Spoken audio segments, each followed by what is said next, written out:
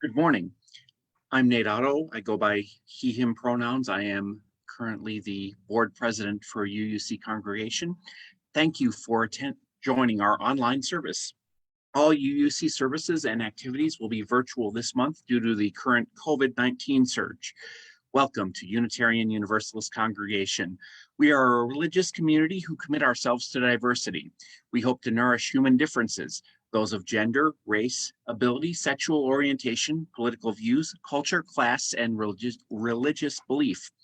Welcome to all who treasure freedom of conscience and in the search for truth. We promise to do our best to provide you a spiritual home. We extend a special welcome to our visitors today. We hope you follow our Facebook page. To participate in Zoom and receive announcements about special events and our religious exploration classes, please sign up for our weekly email. There should be a link in the comments section on our Facebook page where you can sign up. We're glad you've joined us online for our services for the month of January. We'll only be doing virtual services and events throughout the month. We're glad you joined us today.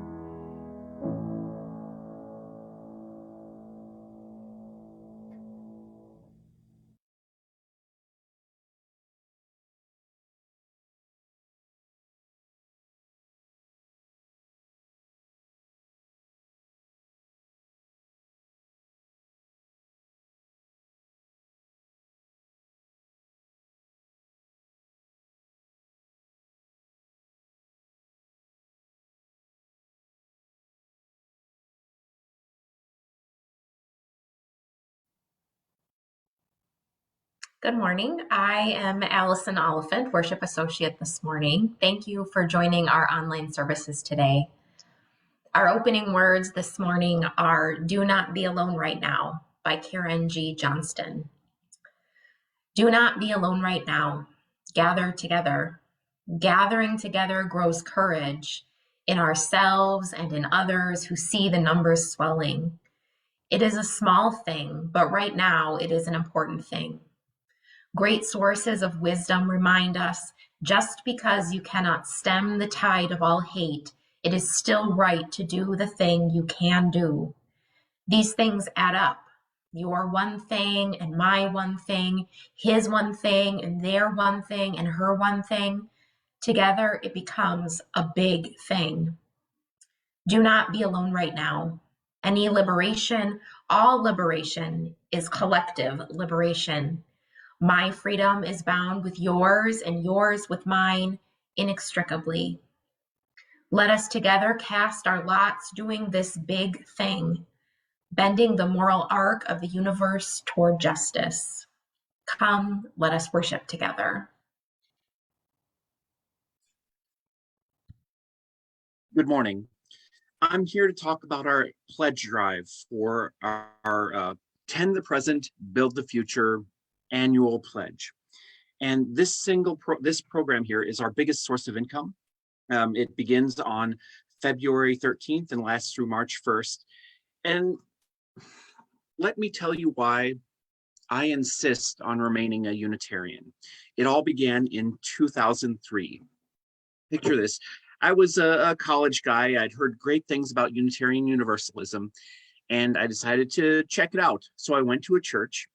I went upstairs in this building on Farwell Street. It was a small congregation, and they started singing Bible hymns and talking about Jesus. I realized, wait a minute, is this the right congregation? So I stood up, walked out, and started walking away, and a woman approached me. She said, "Oh, what are you doing?" I said, "Oops, I went to the wrong congregation by accident." And she said, "Oh, no, don't worry. This is the right congregation."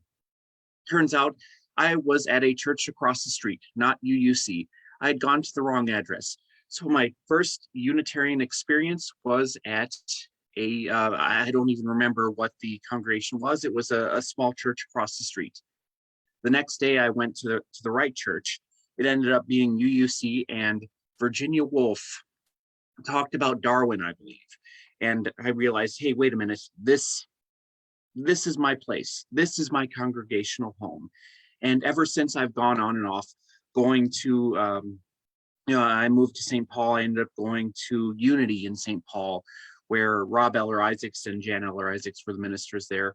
And I've been finding Unitarian Universalist congregations a home ever since. When you think about it, what other place is like this? I mean, this is unique. This is one of a kind. This place is special. Here we have like-minded people getting together with an open-minded view of religion, of politics. And we've got many coffee geeks. We've got many book geeks. We have geeks of all sorts. And that is what makes UUC special. So when you make your contribution to this pledge drive, don't think of it like a contribution. Think of it as an expression of joy, an expression of joy for Julie and Virginia's sermons, an expression of joy for Julia Brown's fantastic piano playing, an expression of joy for Chris Deere being the glue that holds this congregation together, an expression of joy for Amy Johnson and the adventures she takes our children on, an expression of joy for Tim Hirsch and his fountain of knowledge, for the tech people making all of this possible day after or week after week, an expression of joy for the good people like Patty Cleary and Dawn Brisky and the many others who put the harvest auction together. I mean, this contribution is your expression of joy. And what, may you ask, is my particular expression of joy? Well, it's kind of a guilty pleasure. I know we're not supposed to be in a bubble. I know we're supposed to reach out and be among people of different mindsets, but I got to admit, I really enjoy being with fellow liberals once every Sunday. I really enjoy being with like-minded people just for a little bit, like my little liberal vacation is what it is. And that's my particular expression of joy. So please express yours. Please consider contributing to UUC. And thank you all for being my Sunday bubble.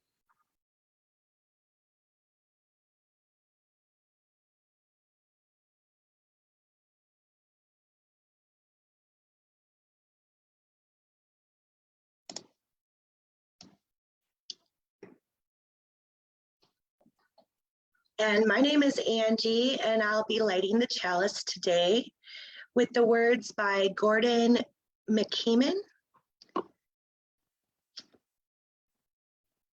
Let there be light. Let it shine in dark places, in moments of pain, in times of grief, in the darkness of hatred, violence, oppression, where there is discouragement and despair.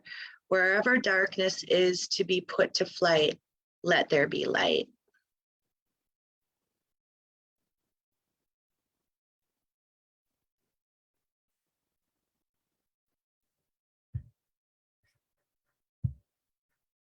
Good morning. I'm Kathy Ryder with the Membership Committee, and today we are honored to have 6 new members joining our congregation. We have the ceremony listed in the chat, or it will be, and or if you've printed out your order of service. I'll be starting us off, and then Karen will be reading for the congregation. Kate will be representing the new members and reading that part, and then Julie will be leading us all in the end. So here we go, new member ceremony. Today, as we welcome new members into our congregation, it's a good time to remind ourselves of the goals we hold in common, the experiences we share that nourish our spirits. The mission of the Unitarian Universalist congregation is to provide a liberal religious environment, Sunday bubble, that promotes personal and spiritual growth for adults and children in a caring community, and fosters actions in the world that reflect our Unitarian Universalist principles.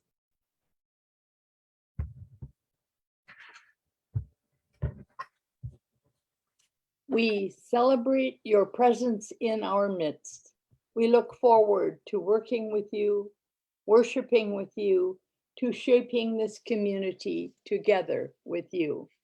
We invite you to participate as fully as you are able with your convictions and actions, your love and play and gifts, your sorrow and laughter and song, your questions and discoveries. In freely joining this community, we seek to share the fellowship here and join our resources with others to continue a tradition that fosters freedom, reason, love, and responsibility.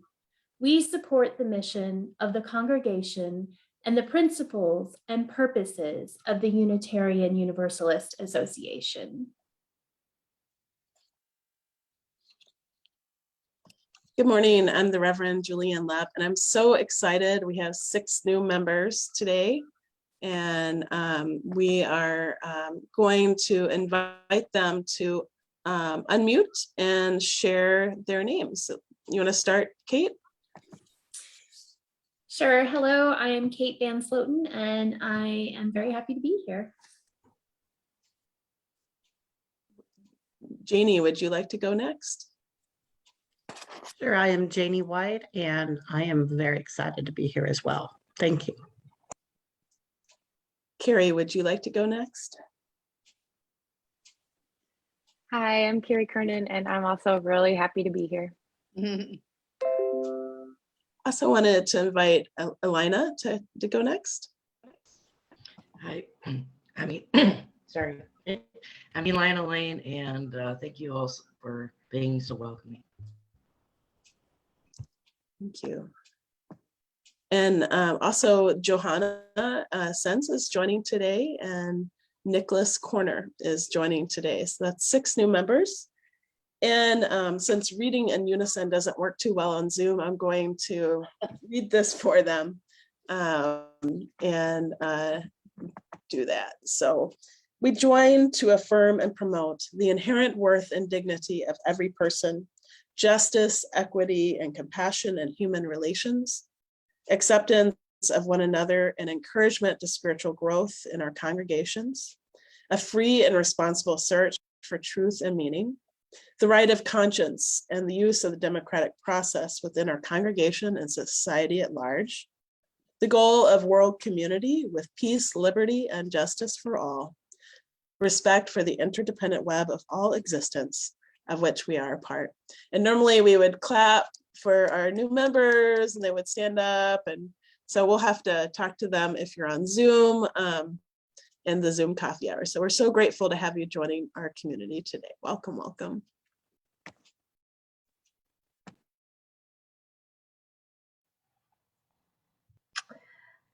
Our first reading today is titled Futility Refuted by Jeffrey A. Lockwood. There is no such thing as a lasting peace, a tranquility that will persist forever, a final resting place for the lion and the lamb. We yearn for the completion of our task, the fulfillment of our striving, the consummation of our journey. And this longing sows the seeds of our defeat. We aspire to solve conflicts. We ache to be done with the hard work of life. We pine for the day in which an everlasting peace prevails. In believing that the purpose of a peace movement lies in securing an outcome, in reaching an amicable conclusion, in attaining a serene world, we assure our own frustration, our own futility, and ultimately our own failure. The work of peacemaking will never be done. That is the curse and the blessing of being human. It's a curse in that there is no utopian culmination of our labors, a blessing in that we will always have meaningful work. The peacemaker is like Sisyphus, whom the gods condemned to an eternal life of shoving a boulder up a hill, only to see it roll back down again in an endless cycle of apparent futility. How could Sisyphus endure such a fate? I've asked my students and their answers were revealing. Some students suppose that there is always hope, a hope that the gods will relent, that peace will finally come to Sisyphus and perhaps to us. A particularly creative student suggested that over time, the rolling of the boulder would erode the hill so that eventually the labor of Sisyphus would be complete. Maybe as we roll the boulder of peace in every generation, the hill of hate is worn down. But I believe that the most compelling answer came from those students who understood that a sense of futility comes from the belief that we rightfully expect to see the fruit of our labors. We forget that virtue lies in doing of good works, not in the completing of our task. Maybe Sisyphus will never recover the graces of the gods. Maybe the hill will never be worn down. But if we can authentically and deeply engage in our labors, if we roll the boulder of peace because it is what we are called to do, if the measure of our work is its capacity to shape who we are, we can go on pushing. And if in the course of our labors, the hill of hate is eroded, that will be a beautiful thing, a very beautiful thing. But as much as we hope that peacemaking will replace warmongering, as much as we hope to live at a critical point in human history, as much as we dream of a glorious conversion of society, we must understand that while epiphanies may change souls, they rarely change the world. To know what we can do, to understand what the world needs of us, we must look into the eyes of the frightened soldier and the terrified child. But to sustain our work, we must look inside ourselves. There we shall find the understanding that the endless labor of life is not about changing the world, but about creating ourselves. We cannot make the world peaceful, but neither can the world make us hopeless. Now is the time in our service for giving. We know that our financial contributions to this congregation come from sacrifice and hard work.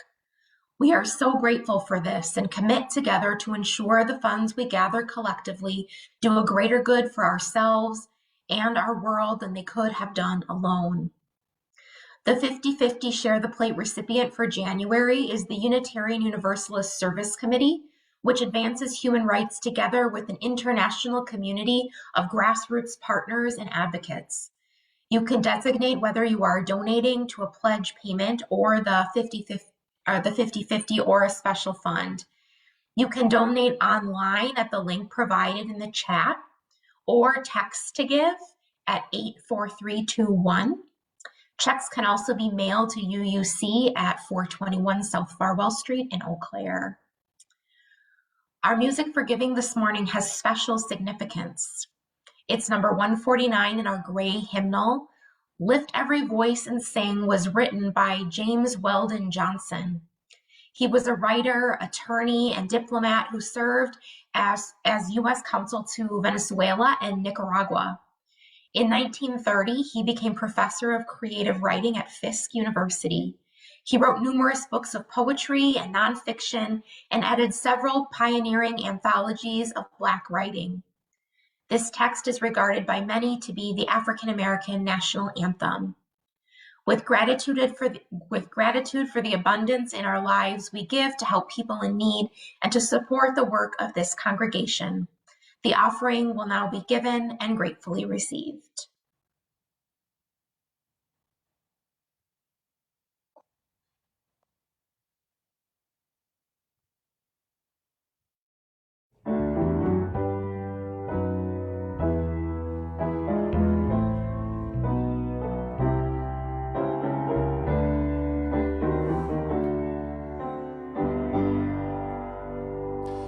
Lift every voice and sing till earth and heaven ring, ring with the harmonies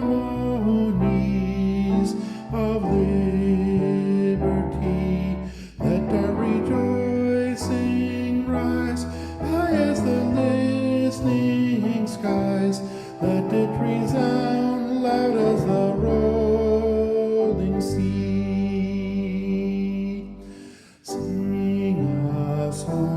Full of the faith that the dark past has taught us. Sing a song full of the hope that the present has brought us.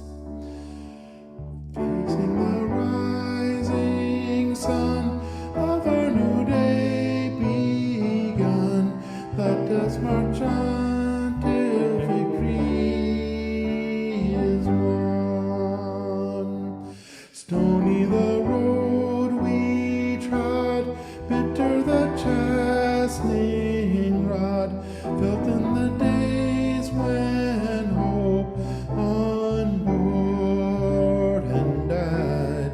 Yet with the steady beat, have not our weary feet come to the place for which our fathers sighed.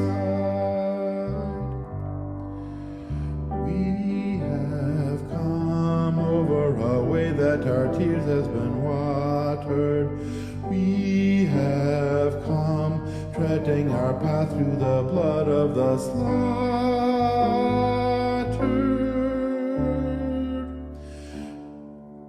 Out from the gloomy past, till now I stand at last, where the white gleam of our bright star is cast. For weary years, God of our silent tears, thou who hast brought us thus far on the way, thou who hast by thy might led us into the light, keep us forever in the path we pray. Lest our feet stray from the places, our God, where we met thee, lest our hearts, drunk with the wine of the world, we forget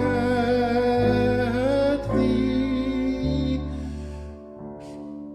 Shadowed beneath thy hand, may we forever stand, true to our God, true to our native land.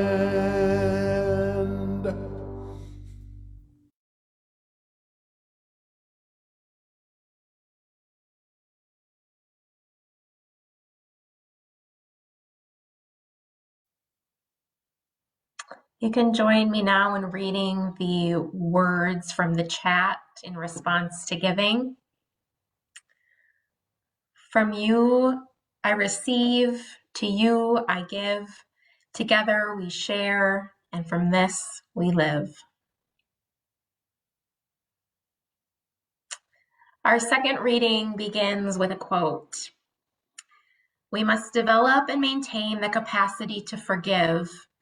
If we are devoid of the power to forgive, we are devoid of the power to love. There is some good in the worst of us and some evil in the best of us. When we discover this, we are less prone to hate our enemies. And that is a quote from the Reverend Dr. Martin Luther King Jr. This reading is from Good Intentions and Incomplete Efforts by Sean Parker Dennison. I've been doing a lot of guest preaching lately, and it's always a little awkward. I often don't know how the congregation is used to doing things.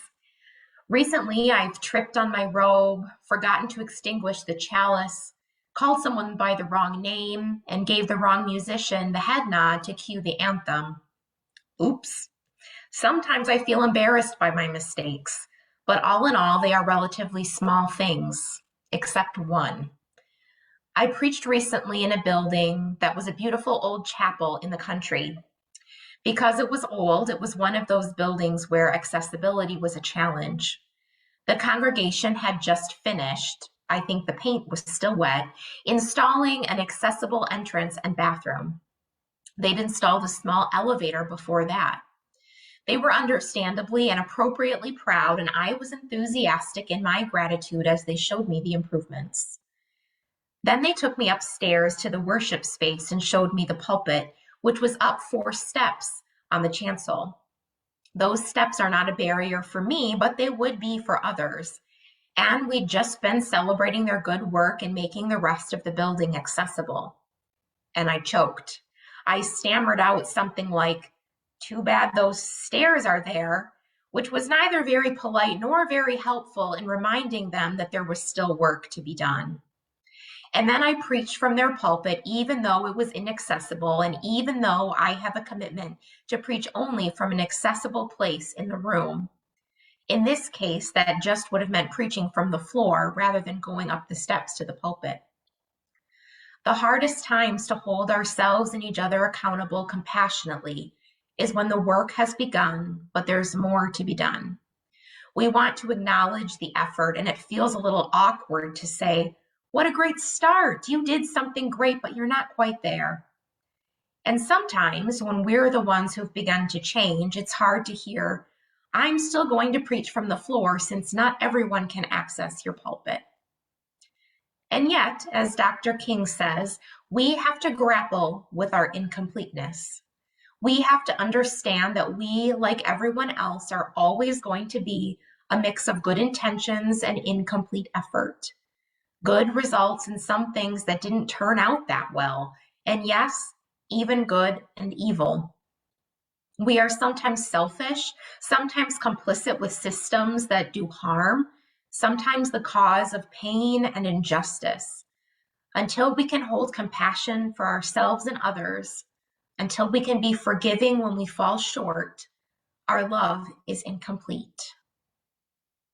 The reading ends with a prayer. Dear Spirit of love, help us understand that to be human is to be always learning, always growing, always incomplete. Let this knowing enlarge our compassion for ourselves and for others. Help us grow in our capacity to forgive and to accept forgiveness when we make mistakes, and in this way become more capable of loving ourselves and each other. Amen.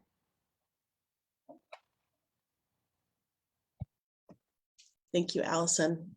I think we all need that reminder of our imperfect selves, that we come to this world being so very human, and we keep trying and trying and trying again, and we make our blunders and we make our beautiful art in our mistakes, and then we keep trying again. One of the ways in which anti-racism and equity work can happen is in history. History is often reduced to a handful of moments and events.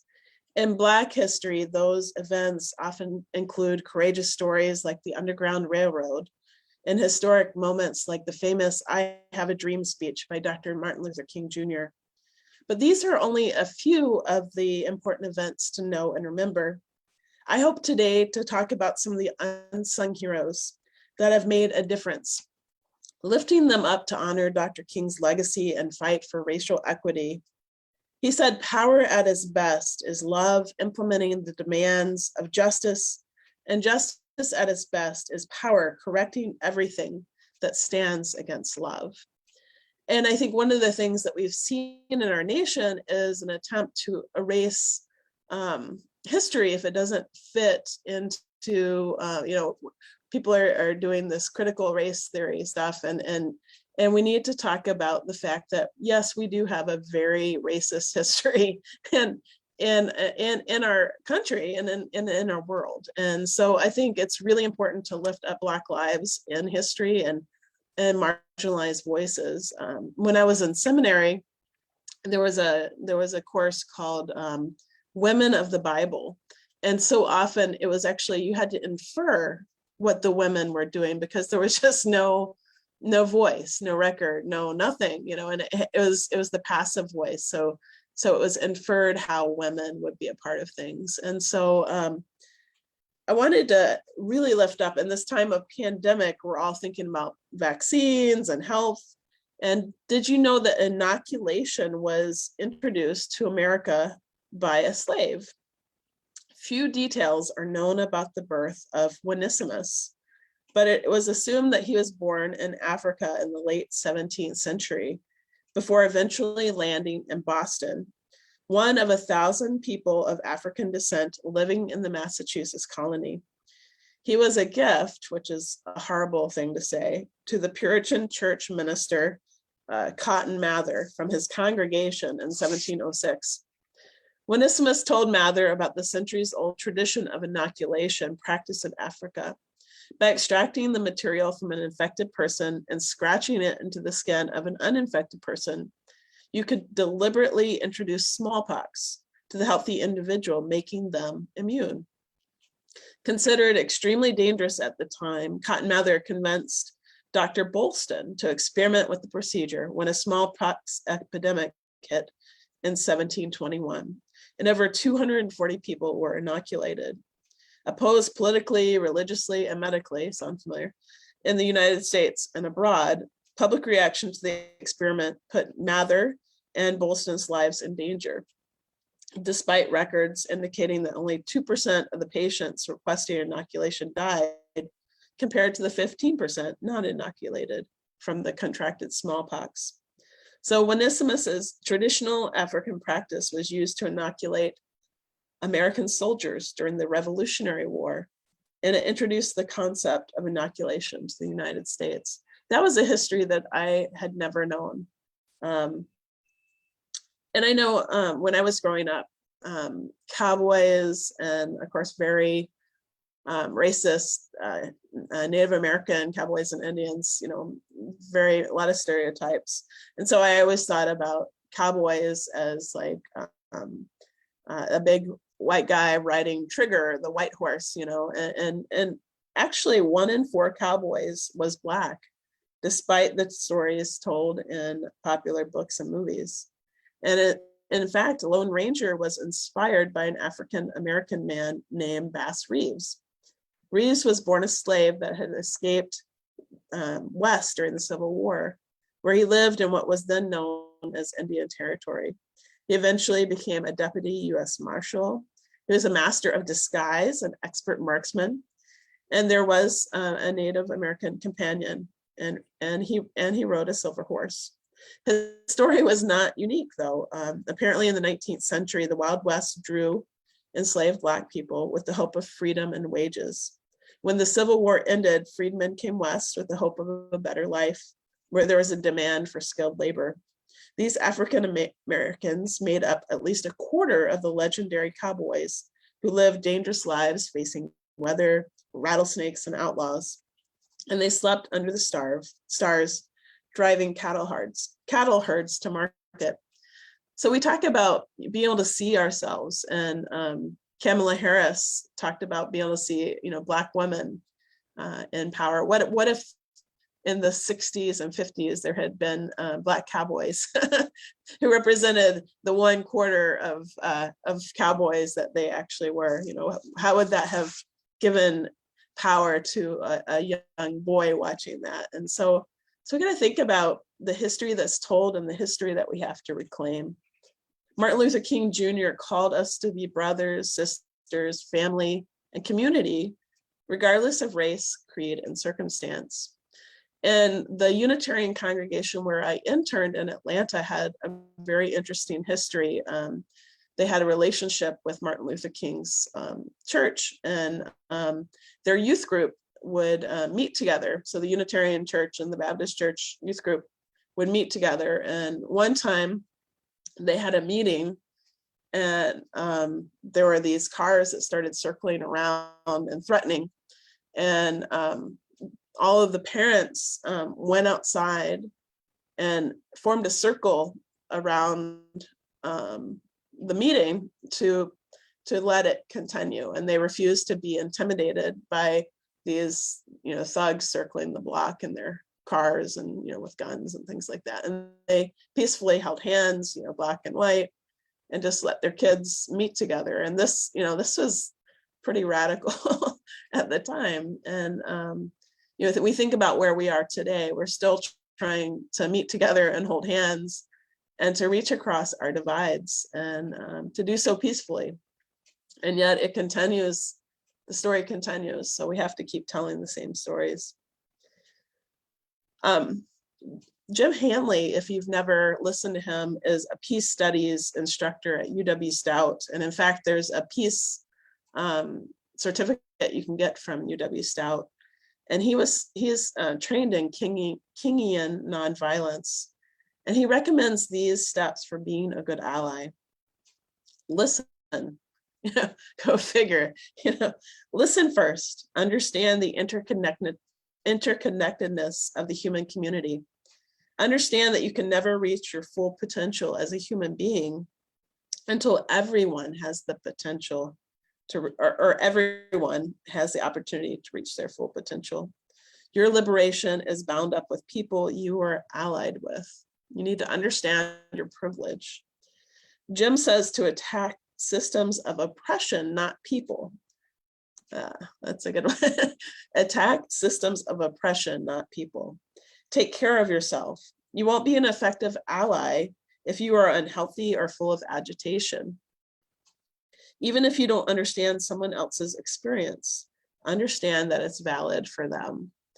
And I think these are so helpful right now, as we try and have conversations about things that matter, that, equity, science, climate change, voting rights.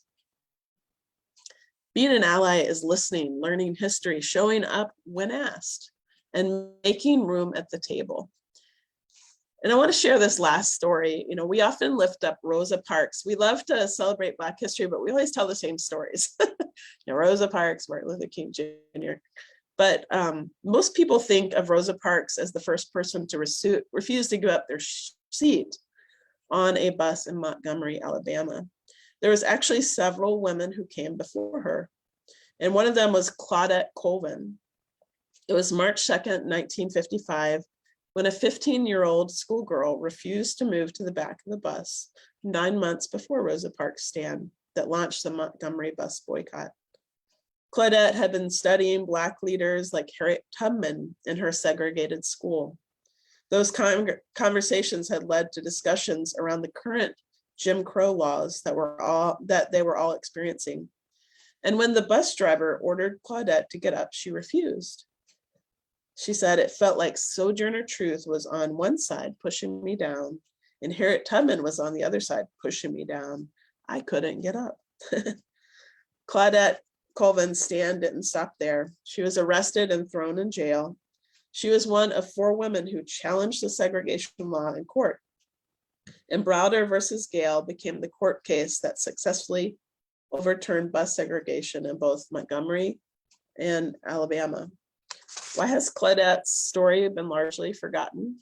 At the time, NAACP and other Black organizations felt that Rosa Parks made a better icon for the movement than a teenager.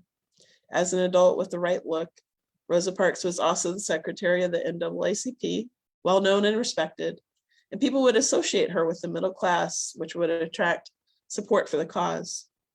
But the struggle to end segregation was often fought by young people.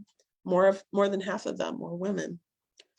So that's interesting, you know, who becomes the face. I did a study one time about Betty Crocker and how the face of Betty Crocker changed over time and who that represented.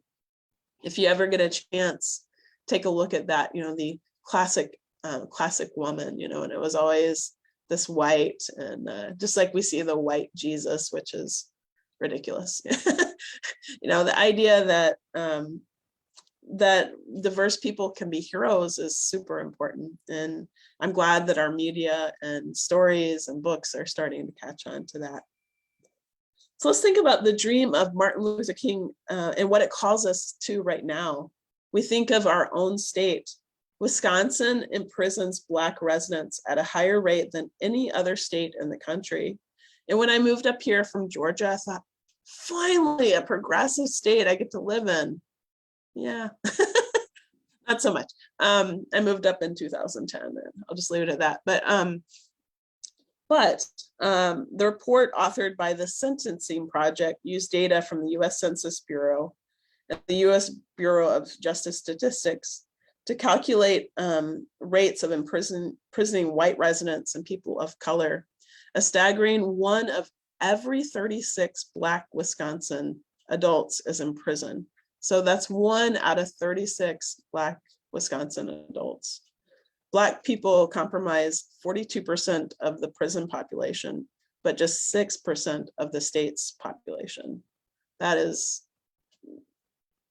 staggering, and it tells you that we have a problem. And also re-entry is particularly difficult. There's a story from Ramiah Whiteside, who was incarcerated for over 20 years. He's now an organizer with Expo, which is ex-prisoner organizing. And he said, when it comes down to hiring you with a felony or waiting on other people less qualified, a lot of places wait. And so it's hard to get a job. It's hard to get an apartment. It's hard to get started on your feet. And so what do? A lot of times you go back and stay with family or friends who might have been an influence or in a neighborhood that puts you at risk. For these reasons, incarceration also reduces outcomes for children and lifetime earnings, and can lead to poverty. Don Mowry, our UUC member, has dreams about his own roundtable revival of post-incarceration support. And in Eau Claire County, we have alternatives to incarceration. And these are fantastic ideas, but we have to fund them, and we have to have more of them.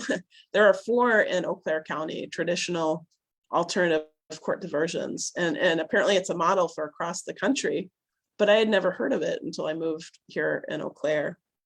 And when I was a homeless chaplain in Atlanta, people would come and they were kicked out of jail with no ID, no place to stay, and just, you know, and of course they would come and soon fall into addiction or crime very quickly without systems of support.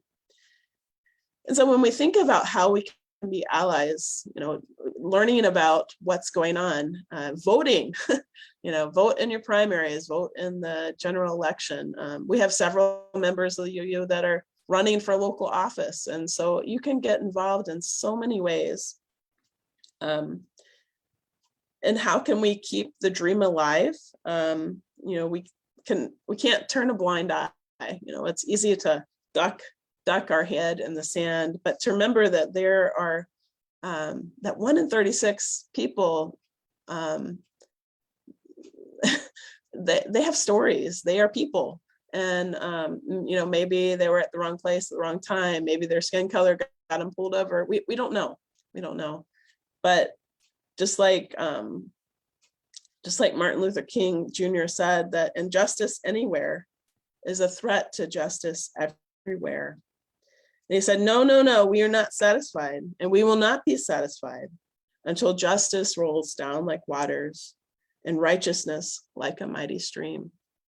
And so that may seem daunting, but each little bit that we do from our heart of compassion sends ripples out into the universe. So being an ally in one moment, letting someone else speak instead of speaking. If you're a teacher, sharing a story from a person of color, if you're have a chance to vote, if you have a chance to stand up, there's so many things that we can do. Thank you for being people of conscience and thinking, dreaming, and being a change in the world. Amen.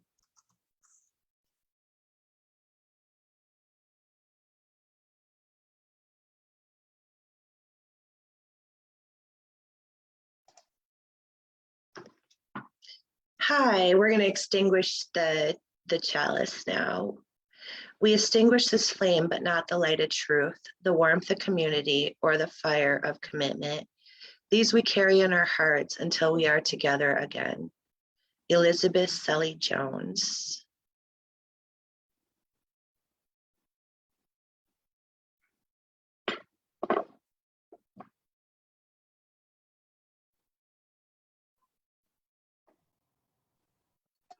Our closing words are from Israel Bufardi. The road that lies ahead of us is a long one, and the pace of progress will sometimes feel glacially slow. Never forget that glaciers over time can carve out Grand Canyons and Great Lakes. Moving tectonic plates can rise up mountains over millennia, or they can explode awe-inspiring volcanoes in milliseconds. Our commitment to love and justice can do the same. Amen.